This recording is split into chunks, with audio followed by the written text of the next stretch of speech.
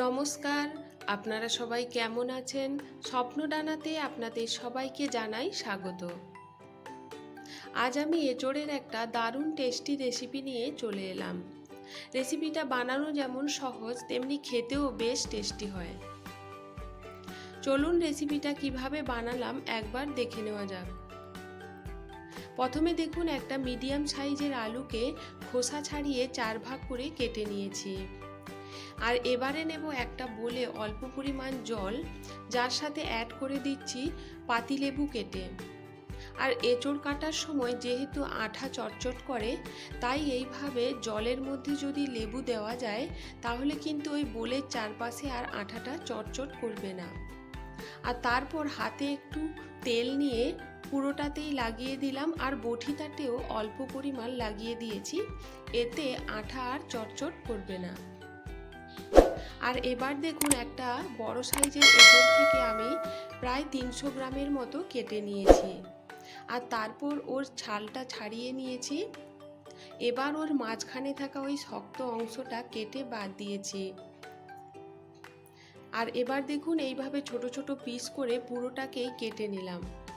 তারপর ওই নিগড়ে নেওয়া লেবুর খোসাটা হাতে আবারও ঘষে নেব, এতে হাতটা কিন্তু একদম পরিষ্কার হয়ে যাবে। এবার দেখুন, ওই কেটে নেওয়া এঁচোড় আর আলুটাকে ভালো করে জল দিয়ে ধুয়ে নেওয়ার পর একটা কুকারের মধ্যে অ্যাড করে দিচ্ছি, আর দিয়ে দিচ্ছি সামান্য পরিমাণে লবণ আর হলুদের গুঁড়ো, সাথে দিলাম অল্প পরিমাণে জল। এবার প্রায় 2টো সিটি লাগিয়ে নেব। তারপর ওই আলু আর এঁচোড়টাকে জল ঝরিয়ে নেওয়ার পর একটা বোলে নিয়ে এইভাবে হাত দিয়ে সুন্দর করে ম্যাশ করে নিচ্ছি। আপনারা চাইলে ম্যাশার দিয়েও ম্যাশ করে নিতে পারেন। তারপর দেখুন, ওর সাথে অ্যাড করে দিলাম মিডিয়াম সাইজে 2টো পেঁয়াজ কুচি, কাঁচা লঙ্কা কুচি, আর অ্যাড করে দিলাম 3 টিস্পুন মতো চালের গুঁড়ো, 2 টিস্পুন মতো ময়দা। এই চালের গুঁড়োটা অ্যাড করার ফলে কিন্তু এই পকোড়াগুলো বেশ মুচমুচে হবে। আর তারপর অ্যাড করে দিলাম সামান্য পরিমাণ জোয়ান, যেটা হাতে ঘষে অ্যাড করলাম। আর অ্যাড করলাম স্বাদ মতো লবণ, 1/2 টিস্পুন মতো হলুদের গুঁড়ো, 1/2 টিস্পুন মতো লাল লঙ্কার গুঁড়ো।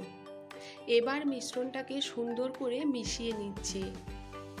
আর এদিকে কড়াইতে তেলটাও গরম হয়ে গেছে। এবার দেখুন, ওই মিশ্রণটাকে এক এক করে চ্যাপ্টা চ্যাপ্টা শেপ করে তেলের ওপর ছেড়ে দিলাম। আপনারা চাইলে কিন্তু গোল গোল করেও দিতে পারেন।